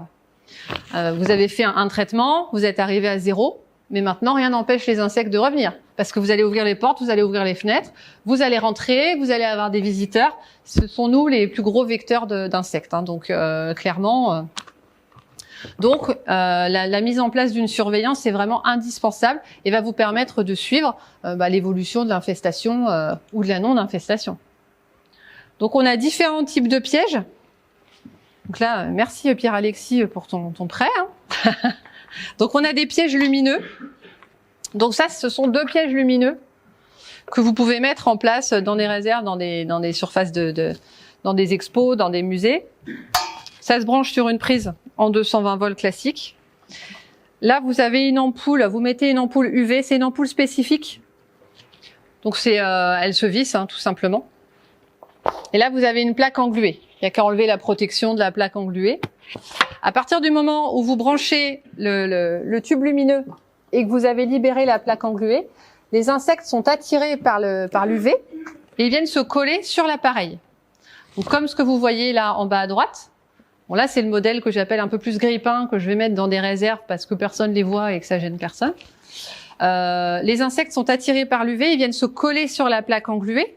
Donc, vous allez pouvoir identifier vos insectes et savoir combien vous en avez attrapé. J'ai attrapé une vrillette, c'est pas grave. Je sais que Xavier en a mis un dans son atelier. Tu as un retour là-dessus de vécu Oui, bah, Mais c'est ce qu'on disait tout à l'heure. Ouais. C'est déjà pas mal. Alors, c'est pas normalement, ça n'en prend pas beaucoup, mais c'est ce qu'on disait, c'est que là, on est vraiment en début de saison. Et en plus, son atelier a pu bénéficier d'un traitement au Dobol, donc d'un fumigène insecticide. Donc, il a déjà fait une grosse mise à zéro de l'atelier. Et maintenant, les appareils vont permettre de faire une surveillance. Donc, peut-être qu'il va rien se passer parce qu'il n'y a pas d'insectes dedans, et tant mieux. Mais si effectivement, vous rentrez un instrument et puis que là, il est recouvert le piège est recouvert de vrillettes, là, vous dites, ah, il y a peut-être un petit souci là. Donc, ça vous permet vraiment d'identifier et de quantifier le problème. Donc, j'ai des réserves où on s'en sert, celle-ci, on s'en sert pour les mouches, par exemple, parce que on fait des traitements spécifiques contre les mouches. Bon, les mouches, c'est une pulvérisation chimique, hein, clairement, on peut pas faire autrement. Mais ils en ont quelques-unes dans la saison qui vont quand même passer, donc elles vont venir se coller sur l'appareil et on n'a pas des mouches partout. À gauche, vous avez ce qu'on appelle un piège à phéromones. Donc là, c'est pareil, on a différents modèles en fait. On est toujours sur le même principe, c'est que vous avez un piège et vous avez une partie collante.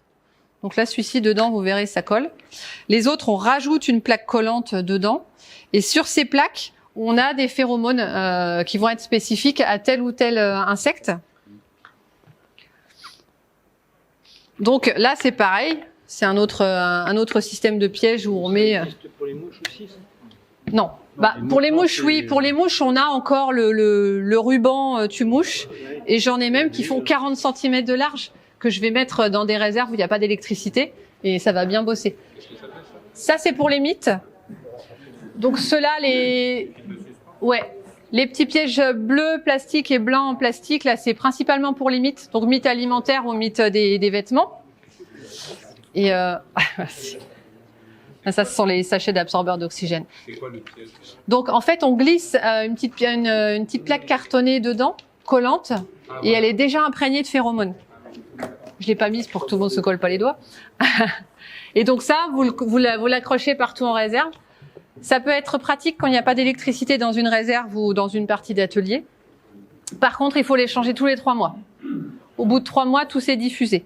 Donc, il faut réfléchir des fois au niveau investissement à peut-être plutôt prendre un piège lumineux qui, lui, va bosser pendant 1 an sans aucun entretien. Le piège lumineux, quelle que soit la marque, quel que soit votre fournisseur, il faut changer l'ampoule, l'éclairage au bout d'1 an. Parce que même s'il s'allume encore, il est plus aussi attractif qu'au début. Et on est sur une longueur d'onde bien spécifique pour attirer les insectes. Mais les pièges à phéromones, eux, c'est tous les 3 mois. Donc, c'est un sacré entretien. Ça, on le fait dans des châteaux, dans des musées où il n'y a pas d'électricité. Ou alors là, la prise est très loin. Donc par exemple, on en met au château de Chambord. Donc Chambord, on a 150 pièces, donc on a des cartons complets et on met toute la journée à cacher les pièges partout. Et après, quand les femmes de ménage les trouvent, elles nous font un gros carton pour nous dire retrouver tout ça. Merci madame, on va les remettre. Donc voilà. D'expérience, si vous utilisez des pièges à phéromones, donc les petits pièges plastiques, si jamais un jour vous êtes amené à en utiliser et à en mettre dans un espace d'exposition, cachez-les. Parce que les visiteurs les emmènent, parce qu'ils adorent ça. Ils n'en font rien, mais c'est un souvenir du lieu de visite. Donc, vous n'avez plus de pièges et ça ne sert à rien, mais... À propos des mites et des punaises, oui. Vous parlez de rayonnement électro, d'ondes qui... ça me dit rien comme ça. Une espèce de machine qui émet un rayonnement et qui... Je dirais que pour les punaises, ils développent de plus en plus de choses, de plus en plus d'appareils qui effectivement vont faire soit de la chaleur vraiment, je dirais dense, soit du froid. Il est possible qu'ils aient développé un système de rayons. Là, comme ça me dit rien. Ouais, je crois qu'il y a beaucoup de... Alors, ce que vous branchez sur les prises électriques là contre les moustiques, ça c'est une diffusion permanente d'insecticides. Donc ça veut dire que là vous saturez l'espace d'insecticides et que vous du coup accessoirement vous en prenez une petite dose quoi. Oui voilà, alors peut-être pas mais c'est quand même pas terrible.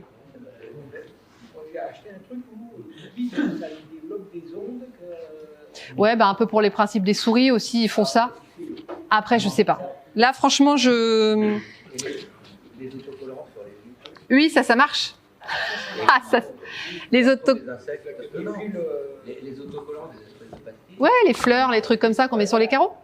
Et les mouches, En fait, c'est un insecticide qui les attire. Soit la fleur, je vous dis la fleur, mais souvent c'est parce que c'est censé être joli. Voilà, c'est ça. Soit ils viennent se coller dessus, soit il y a trop de poussière et qu'ils se collent plus et ils tombent. Mais le produit les attire et il les élimine. Ben, ça fait une diffusion, mais un peu moins costaud quand même que la prise, parce que ça reste quand même très ciblé sur la fenêtre. Donc, le marc de café, ouais, le marc de café qu'on fait brûler. C'est un petit peu pénible à mettre en route. Moi, j'ai essayé contre les mouches et les moustiques. Ouais, alors dans le piano, c'est pas terrible. Mais effectivement, oui, moi j'ai essayé aussi. Ça marche, mais ça marche 5 minutes parce qu'en fait, le marc s'éteint assez vite et c'est un peu en entretien, c'est un peu. Merci. Mais effectivement, oui, ça marche. Bah, c'est une odeur qui les dérange, hein, donc allez-y si vous voulez regarder. Oh là, il s'est fait coller lui. J'ai attrapé un piège. Bon, hop. Donc voilà, il y a plein de trucs et astuces et de trucs de grand-mère. Bon, il y en a qui fonctionnent effectivement, il y en a d'autres un peu moins. Donc attention, quand vous avez le doute, ne vous intoxiquez pas parce que c'est quand même vous qui êtes aux premières loges. Hein, donc c'est important d'être vigilant par rapport à ça. Donc moi, je peux vous proposer tous ces appareils-là. Donc les pièges lumineux, c'est ce qu'on disait, bah, ça attire tout ce qui se balade. Hein. Donc ça va être les mouches, les mites, alimentaires ou des vêtements, les vrillettes, les dermestes, toutes ces petites bestioles-là. Alors on a des versions inox, on a des versions très design, il y a des versions bois, des versions métal qui sont plus discrètes. Il y a vraiment différentes formes. Moi, je suis toujours en train de tanner mes fournisseurs pour avoir des appareils qui sont jolis parce que on travaille dans des lieux qui sont quand même plutôt sympas, donc on n'a pas envie de mettre des grille-pains dans l'espace d'expo. Ceux-là, on les met souvent soit en exposition, soit dans les espaces administratifs, parce qu'il y a ça aussi, les bureaux des secrétaires, des agents, ils sont pas préservés des insectes. Donc on leur met des pièges comme ça, c'est pas trop vilain toute la journée. Ça c'est pareil, ça peut s'accrocher au mur, donc vous avez une applique murale, c'est pas choquant quoi. Et la diffusion, le rayonnement n'est pas énorme, donc ça va pas perturber les scénographies en fait. Si vous avez des objets à côté, c'est pas ça qui va attirer l'œil.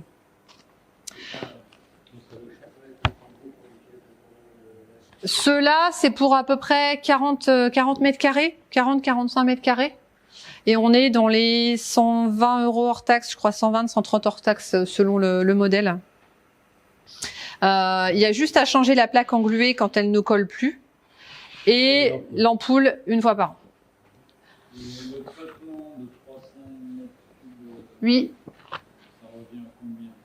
Bah alors ça dépend de où se situe la bulle, parce que ça va dépendre de mes déplacements, de tout ça. Si je mets une journée à me rendre sur place, si je mets une demi-journée, donc on va être dans les 25, 35 000, ça dépend de où on se situe en fait. L'estimation pour le musée d'Imo, c'est à peu près 30 000 €. Combien? À peu près 30 000 €. Parce que là, c'est une estimation. Ouais, c'est ça, parce qu'en fait, ça veut dire qu'on descend avec un fourgon. On va d'abord poser le tapis. Donc là, généralement, on est sur des grandes surfaces. Hein, donc tapis protégé par un isorel pour pouvoir marcher dessus, rouler dessus, mettre des escabeaux, des transpalettes, tout ce monde-là. Mise en place des instruments. Donc ça, à voir selon les clients. C'est les clients qui mettent en place les collections ou c'est nous. Généralement, c'est des clients parce que ça leur laisse le temps d'agencer, de se dire tiens, j'ai peut-être d'autres choses dans telle autre réserve. Donc là, c'est ce qu'on fait à l'Armoire Plage. On y était avant-hier. On a mis en place le tapis. C'est pour des archives. Elle s'est fait tout un calpinage avec ses rayonnages. Et puis là, on était à peine partis qu'elle mettait en place ses rayonnages, qu'elle rechargeait. Et quand elle aura fini, elle nous appelle et nous, on vient mettre la bulle. Et donc, quand on vient mettre la bulle, c'est pareil. Là, on a un fourgon complet de matériel. Donc générateur d'azote, humidificateur, des bonbonnes, des sondes. C'est une petite usine à gaz, mais ça permet de faire des gros volumes, donc ça c'est quand même intéressant. Oui. Est-ce que vous pouvez nous parler des formations qui existent pour l'anesthésie statique? Oui. Eh ben, moi je peux vous fournir le matériel et également vous faire les formations. Donc les formations, généralement, je les fais sur une journée. Alors, formation en anoxie ou à autre chose. Pour les formations spécifiquement en anoxie statique, généralement le matin, je vais faire du théorique. Donc, je vais vous montrer les insectes, que vous puissiez identifier vraiment les insectes qui vont vous concerner. Je vais vous expliquer un peu ce que je vous ai expliqué là, les possibilités que vous avez avec l'utilisation de fumigènes ou d'aérosols pour traiter le volume, tout ça. Et puis l'après-midi, on va manipuler. Donc vous allez découper du film. Donc il faut trouver un objet et puis découper le film, souder la bulle et faire tout le protocole. Donc ça se fait régulièrement. C'est ce qu'on disait. On l'a fait il y a 15 jours au Cameroun. On est allé former le musée national du Cameroun. Donc là ils ont tout le matériel. Ils découpent leurs bulles. Ils m'envoient des photos. Ça c'est pareil, ça dépend de si je mets 10 minutes à arriver chez vous ou si j'ai une journée. Donc il faut me dire l'endroit où vous voulez faire la formation, puis moi je vous fais le calcul. Et en gros, pour 8-10 personnes, c'est pas mal. Au-delà, ça commence à être compliqué. Ou sinon, il faut que vous ayez vous aussi du matériel, qu'on puisse être plusieurs à souder en même temps. Mais voilà. Après, c'est pareil, je peux pas courir partout, donc 10 personnes, c'est pas mal. Ça peut être pour les chefs de formation. Oui, ça peut être pris dans le cadre des formations. Ouais, tout à fait. Ouais. Tout à fait. Mais là, au Cameroun, il y a aussi les permis. Ah oui. Ah oui. Là, nous, on n'en a pas, franchement. Non, mais dans le musée, il y en avait. Ils ont choisi une salle pour qu'on fasse la formation. Moi, je leur ai dit, non, je pense qu'on est beaucoup trop nombreux pour marcher dans cette salle. Donc, on s'est mis ailleurs. Oui, c'est ça. Il manquait des bouts de plancher, carrément. Ils m'ont dit, mais t'inquiète pas, ça fait longtemps. Oui, d'autant plus. Donc, on va se mettre ailleurs. Sinon,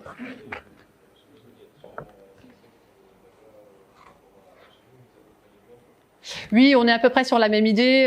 Oui, on est sur du xylophage. Se rajoutent effectivement les termites et les cafards. Là, on a fait une extermination de cafards.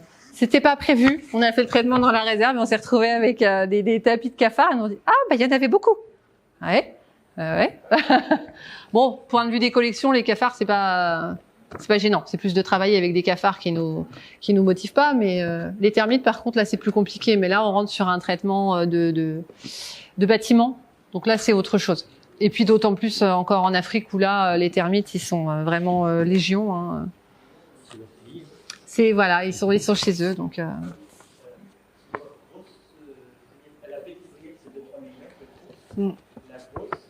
La petite vrillette, on est plus sur 1-2 mm et la grosse vrillette 2-3 mm. Ouais. J'en ai là, si vous voulez les voir après. Et surtout, le bois qui a eu de la grosse vrillette, c'est qu'il y a eu de l'eau. Donc c'est qu'il y a eu de l'humidité ou une entrée d'eau. C'est systématique. Elle s'attaquera jamais à un bois qui est resté sec toute sa vie. Donc ça peut être une entrée d'eau tout à fait temporaire, mais entrée d'eau quand même. Excusez-moi, comment on peut savoir sur les vrillettes, sur le long et le large, on peut rester 10 ans dans un meuble. Oui. Si on récupère un vieux canot qui a 50 ans et qu'on constate ces petits trous là, comment on peut savoir s'il y a une infestation, sauf si on voit des active. Est-ce qu'elles sont parties depuis 70 ans ou est-ce qu'il y a encore des larves dans le... En fait, il faut, c'est ce que je vous disais, il faut mettre en place une surveillance, c'est-à-dire que votre piano, vous essayez de ne pas le rentrer au milieu de votre atelier, vous le mettez dans un coin plutôt isolé, que le sol soit bien propre en dessous. Si possible, vous mettez un drap jusqu'au sol pour que s'il y a une sortie d'insectes, qui ne s'envolent pas un peu partout. Régulièrement, vous allez surveiller au sol si vous avez des insectes ou de la vermoulure ou des choses comme ça. Il existe quelques appareils qui permettent d'écouter dans les instruments. C'est pas encore au point. Moi, ça fait 20 ans que je les entends passer, ces appareils, et c'est pas encore nickel. Donc, c'est la surveillance, en fait, qui va faire que vous allez voir si effectivement il y a du monde ou pas. Ouais, vous branchez l'appareil, en fait, vous entendez tous les bruits de ce qui se passe partout. Donc, c'est un peu, voilà. Mais ça va être vraiment votre vigilance, votre surveillance. Donc, dès que vous avez un instrument qui rentre, dépoussiérez-le bien, isolez-le. Plus vous le mettez dans une pièce fraîche, et moins les insectes vont se développer. Donc, si vous voulez surveiller, le mettez pas trop froid parce qu'ils vont pas bouger. Si vous le mettez dans une pièce qui est un peu plus chaude, là, effectivement, vous allez booster l'activité.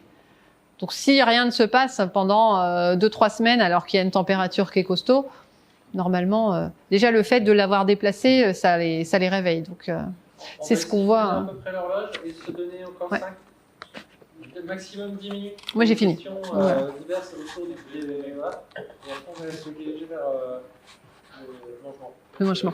J'ai une anecdote. Il y a quelqu'un qui avait été condamné par un juge parce qu'il avait trouvé une méthode radicale pour se débarrasser des mythes. Ouais. Comme ça, et donc il demandait, je sais plus combien, 10 francs, quelque chose, et il envoyait une petite enveloppe avec un petit marteau, et il suffisait la tête et frappait fort. Bon, c'est toujours efficace, hein. Donc lui, il défendait en disant, mais c'est radical, oui, nous monsieur, c'est le curseur. Ouais, mais bon, après il a vendu du rêve, il a raison. On a un piano si on tape sur les limites régulieuses pour gagner beaucoup d'argent, pour faire une limite pour essayer de faire tomber. Oui.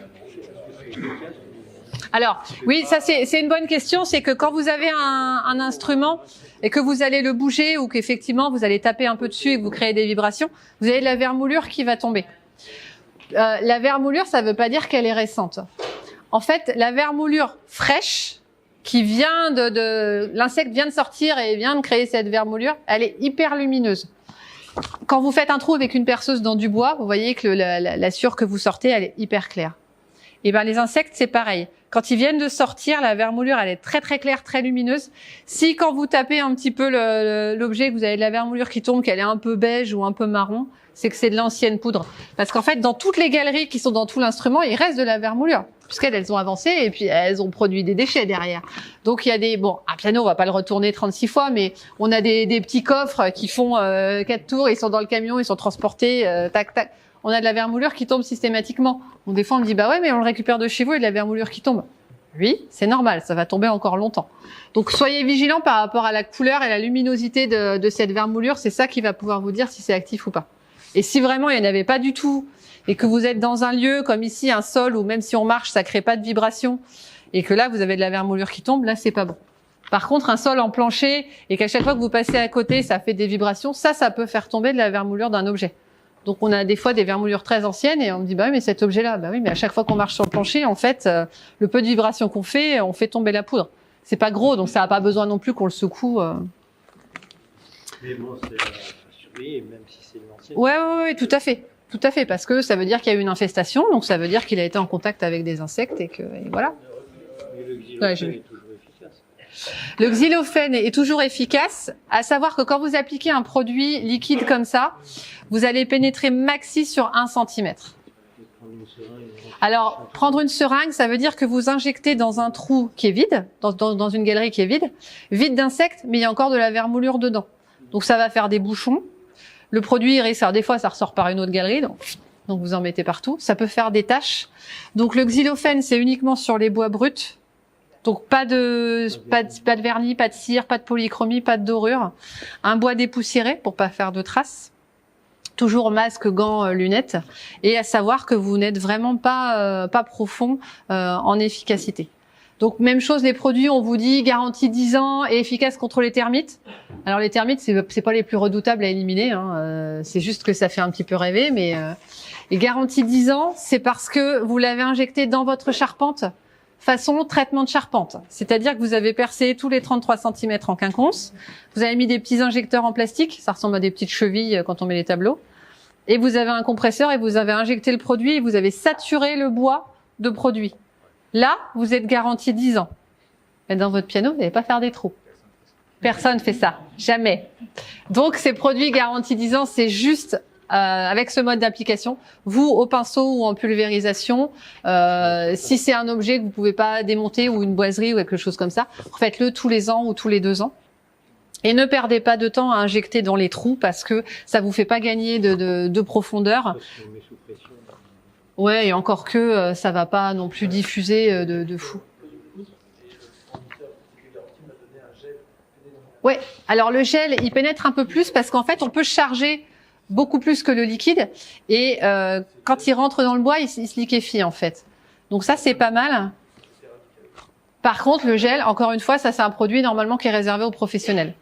Donc ça, vous pouvez l'avoir par votre fournisseur si vous avez fait un traitement de charpente et puis qui vous dit tiens, prends ça. Mais il y en a pas beaucoup, je dirais, pour le particulier. Alors je dis particulier parce que vous n'avez pas la certification biocide, mais oui, voilà. Pour le particulier, si vous allez chez Leroy Merlin, vous trouverez pas beaucoup de produits sous forme de gel. Ce qui est dommage parce que c'est ça qui est le plus efficace. Donc le fait d'emballer un piano complètement ouais. sous un film d'inclure, par exemple, je parle des mythes, Ouais. par exemple, et d'inclure à l'intérieur un produit. Je pense pas. Non, vous risquez de perturber l'humidité parce que là, vous allez fermer et puis vous allez mettre un produit liquide et vous allez vraiment créer une humidité relative qui va être plus haute dans votre bulle étanche. Et je suis pas convaincue que vous réussirez à éliminer les mythes avec ça. C'est. Là, faut prendre le